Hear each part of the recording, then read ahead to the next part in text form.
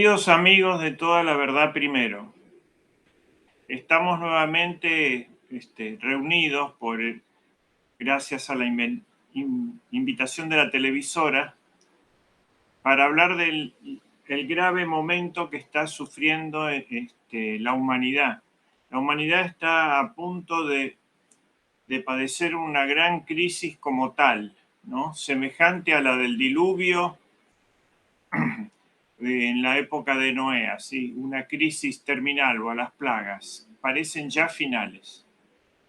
En este momento está crujiendo el antiguo sistema que duró casi 500 años de la civilización occidental, que es la más poderosa, pero llegó al control del mundo en plena proceso de apostasía, de vaciamiento de su sustancia.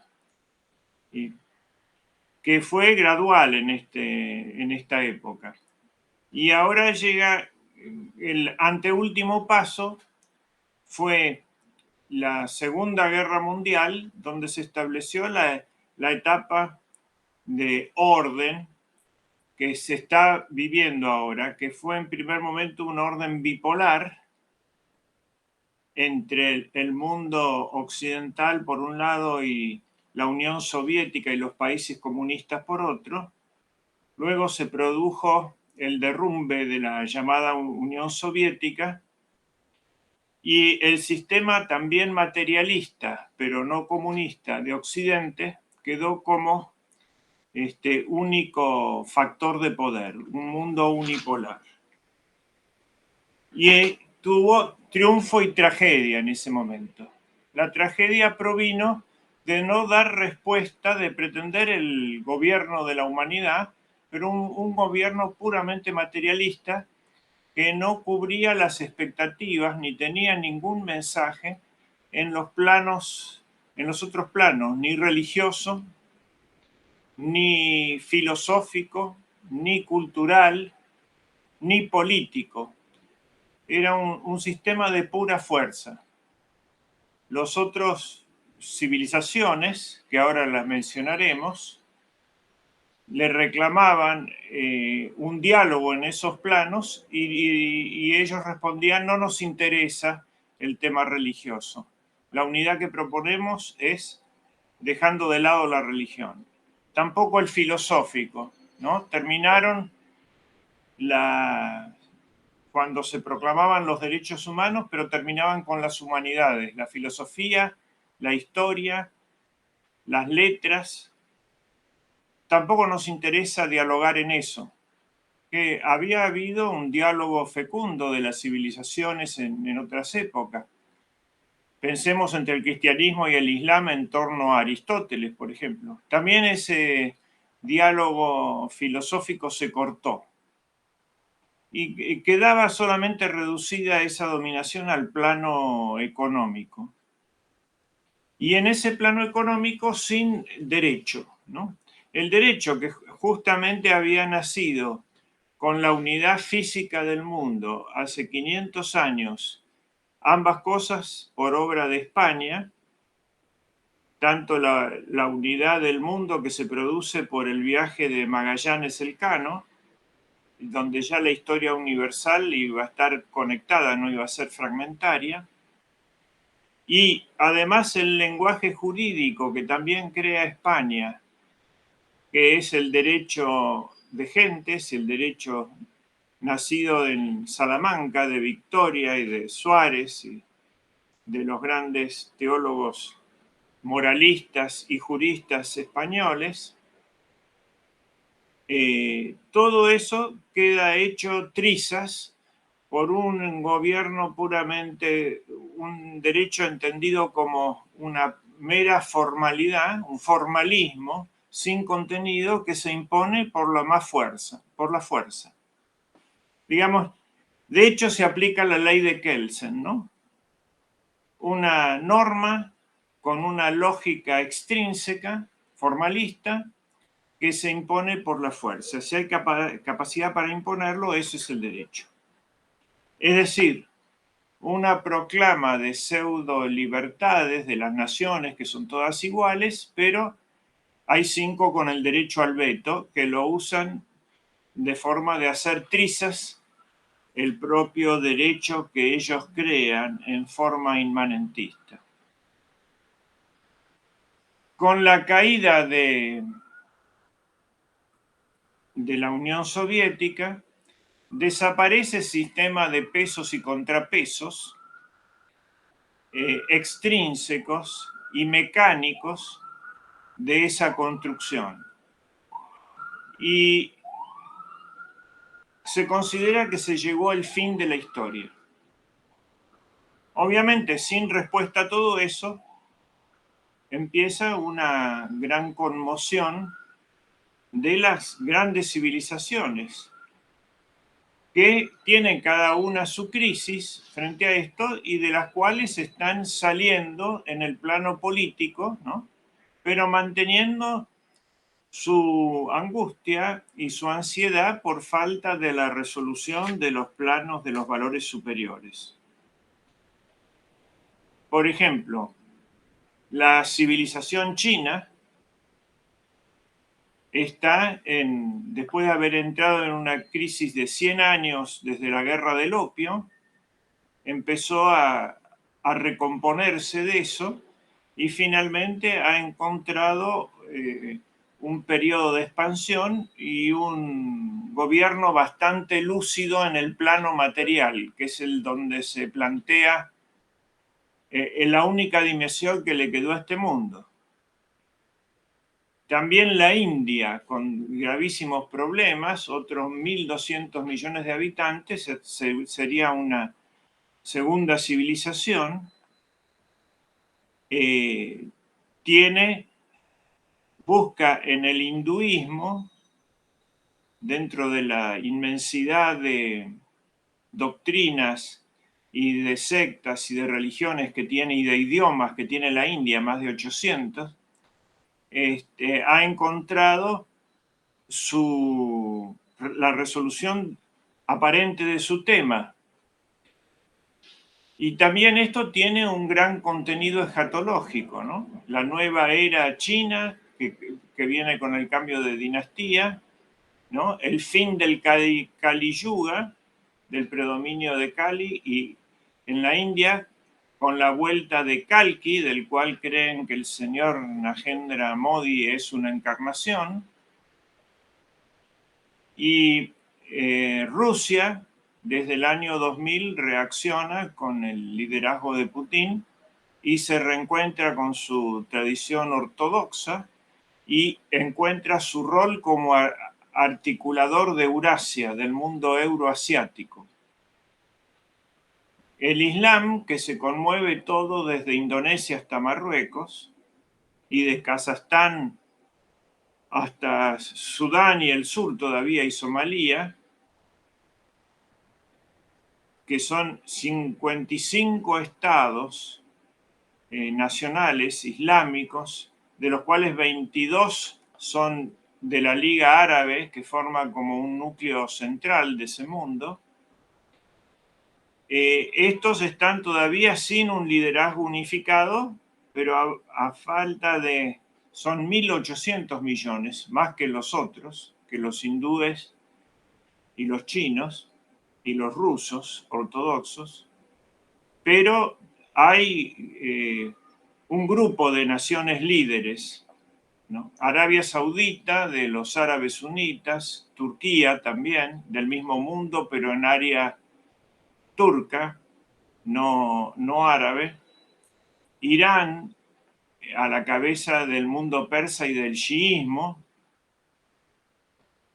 Pakistán por envergadura, tamaño y posesión de armas nucleares, Indonesia, la principal potencia de Oceanía, todos esos bajo el liderazgo de más o menos entre 5 y 10 grandes naciones están recomponiendo también su liderazgo y su acción concertada después de siglos de guerras internas y de disensiones.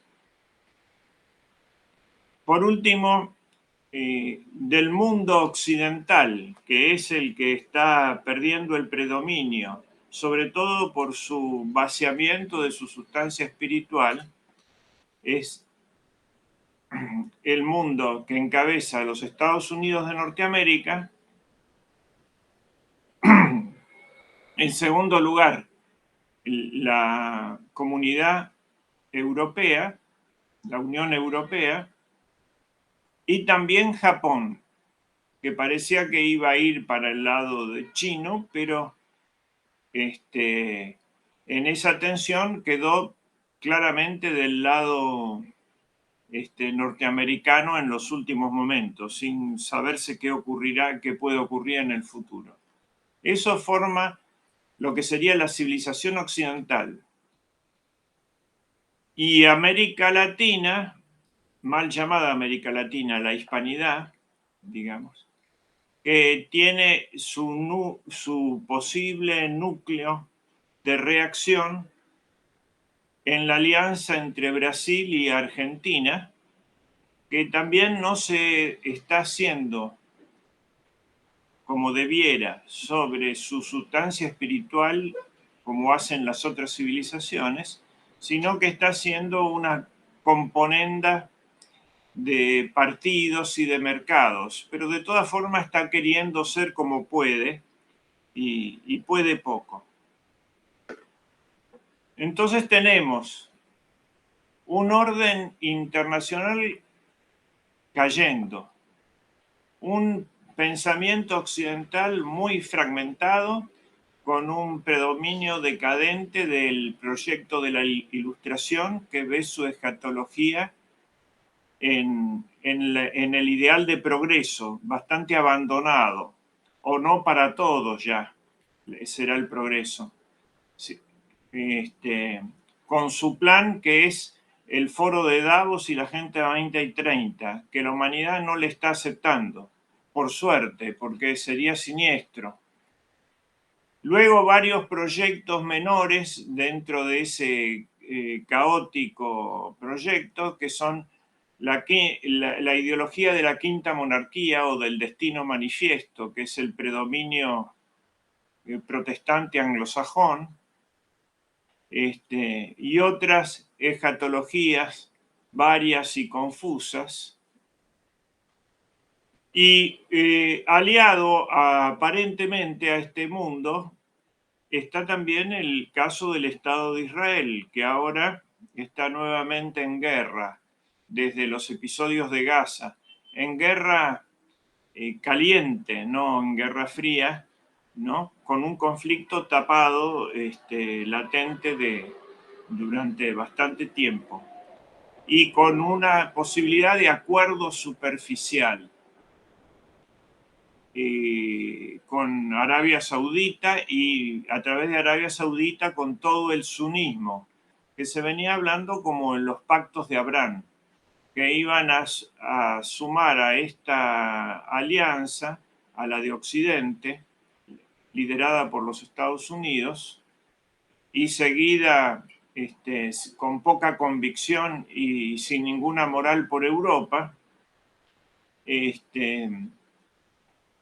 unir al Estado de Israel y por lo menos al sunismo dentro de ese mundo árabe que todavía no terminaba de definirse en cuanto a su organización política central, como lo habían hecho el mundo chino, el mundo ruso y el mundo indio. Llegamos entonces al punto del desideratum. Occidente está liderado por el Grupo de los Siete y detrás toda Europa occidental. Y como herramienta militar la NATO, fundamentada sobre todo en la industria norteamericana y pagada por todo ese sistema. Eso entra en conflicto con Rusia, que se quiso ingresar, en un momento quiso ser del Grupo de los Siete, el Grupo 8, y por una cantidad de intrigas basadas en Inglaterra, originadas en Inglaterra, termina derivando esa posible unión entre Rusia y Occidente, y el Occidente, en una cantidad de conflictos, cuyo último es la guerra de Ucrania. Guerra que en este momento ya está perdida por Occidente.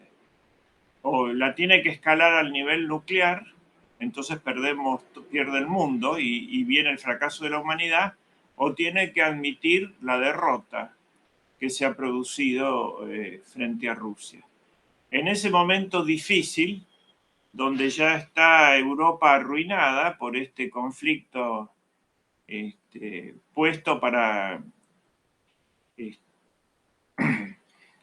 dominar al mundo nuevamente desde el mar e impedir que se integre por el camino de la seda, continuado por Rusia, con los oleoductos y gasoductos y aporte de energías hacia la Europa a un bajo nivel, deciden crear una guerra para establecer una cortina de hierro, esta vez más corrida hacia el este, incorporando las 14 naciones que se liberaron del mundo soviético y que son una zona gris. A estas naciones que se las pone de nuevo en el frente ruso, se las traiciona al mismo tiempo por la espalda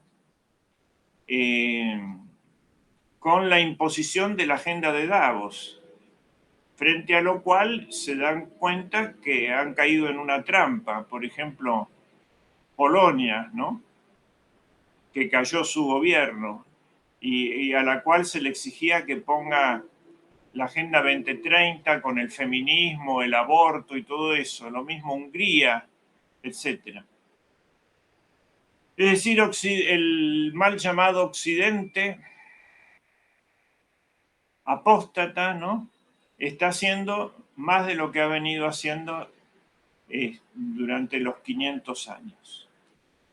Ahora, ¿cómo pensaban suplir por el mar el abastecimiento de Europa?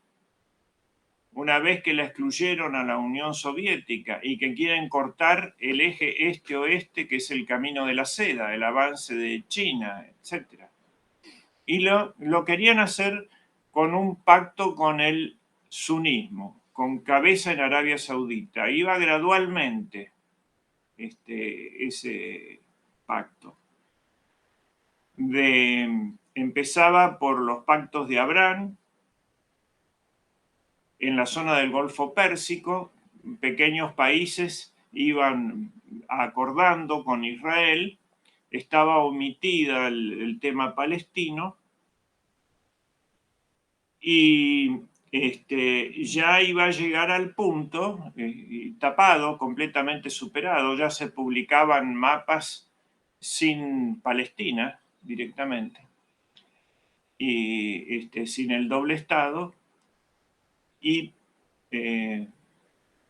debía crearse un eje sur-norte que, viniendo de la India, pasaba por los países de Arabia, subía por Arabia Saudita, Jordania, Israel, iba subterráneamente por abajo del mar Mediterráneo hasta Grecia y ahí entraba en Europa. Esa era la nueva ruta, ¿no? No la de la seda, la ruta de la paz perpetua que pensaban. Echan, ¿no?, como las otras paces ficticias, digamos, sobre la economía y la política y no sobre el príncipe de la paz, que es nuestro Señor, gran omitido de toda la cuestión. Pues bien, ha estallado este tema de Gaza. Y Israel ha tenido una posición reactiva, aunque algunos preveían esta situación tremenda, con lo cual ha conseguido poner en primera página a Palestina nuevamente. Y quedan frustrados estos acuerdos de paz con Arabia por ahora, ¿no?, y con el sunismo, y quieren capitalizar eso, lo mismo que el 11 de septiembre donde no hubo un solo iraquí en el atentado y hubo 17 sauditas de los 21, y sin embargo la guerra se la terminaron haciendo a Afganistán y a Irak, y omitiendo que esa relación que había con el fundamentalismo sunita. En este caso también hubo una intención de llevar la guerra contra Irán, por cuanto Irán es la cabeza de punta del avance chino. Es evidente la alianza entre Irán y la China, pero no tenía que ver. Hamás es un grupo sunita, no es lo mismo que Hezbollah. Entonces, ¿quién es? Esto es la pregunta. Y hay que ver a quién perjudicaba ese gasoducto y esa relación.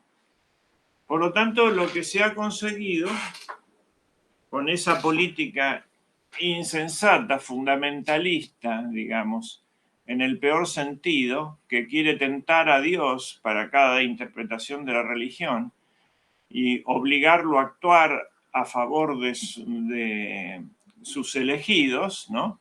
Todos rezamos, hágase tu voluntad, así en la tierra como en el cielo, pero queremos que Dios haga la nuestra, no hacer nosotros la voluntad de Dios. Pues bien, eso que es, se desencadenan esos procesos, ¿no?, de tipo fundamentalista para probar a Dios dónde está. Y Dios está del lado de la paz, y está del lado del cumplimiento del derecho, y está del lado de que hay que rescatar primero el corazón del hombre y no lograr la paz del mundo por la política, y sobre todo esa política que no es una ciencia moral, sino que es una cuestión mecánica de poder y de perversión. Muy bien. En ese estado, con el derecho internacional roto, fragmentado y con una política de fuerza con cada vez menos fuerza y menos convicción, ¿qué soluciones podría haber? Y tenemos que estar siempre por la paz, aunque sea por la paz mundana, ¿no es cierto? Y quedar con lo que queda del derecho. Y el derecho internacional que dice, establece 2 estados. Bueno, hay que cumplir eso de los 2 estados. Si se pudiera hacer una verdadera concertación y se buscase genuinamente no un supremacismo, sino la paz, aunque sea la paz del cese el fuego, que es suficiente paz para los civiles muertos, debería respetarse el derecho internacional. Y cumplir la resolución 242 y las anteriores y posteriores que establecen eso. Esa es la solución. ¿Hay convicción o hubo alguna vez para hacerlo? No sabemos eso. Y a eso hay que sumar un nuevo tema, que es la desnuclearización de toda la zona. No se puede pedir a uno de los contendientes que elimine su plan nuclear, si no se le pide a todos. Tiene que haber una gran conferencia de seguridad y desarme. Esta es nuestra posición, que es a esta edad la de bomberos, pero con bastante poca convicción en los seres humanos, pidiéndoles que recuperen el sentido y la razón, porque eso es el derecho, la razón, ¿no?, la inteligencia sin pasión, cuando los seres humanos han rechazado a la razón, no a la razón racionalista, digamos, a la razón que es inteligencia, ¿no?, y que es el verbo. El verbo encarnado es el príncipe de la paz. Mientras no volvamos los ojos a él, es muy difícil que pueda haber una verdadera paz en el sentido profundo. Bueno, muchas gracias. Decir siempre la verdad primero tiene un precio. Pero todos los días, en cada programa, en cada reportaje, en cada esclarecimiento, descubrimos que decir la verdad vale la pena. Decir siempre la verdad tiene un precio. Pero cada vez que recibimos tu apoyo, entendemos que seguir luchando vale la pena. Dependemos de tu ayuda. TLV1, toda la verdad primero.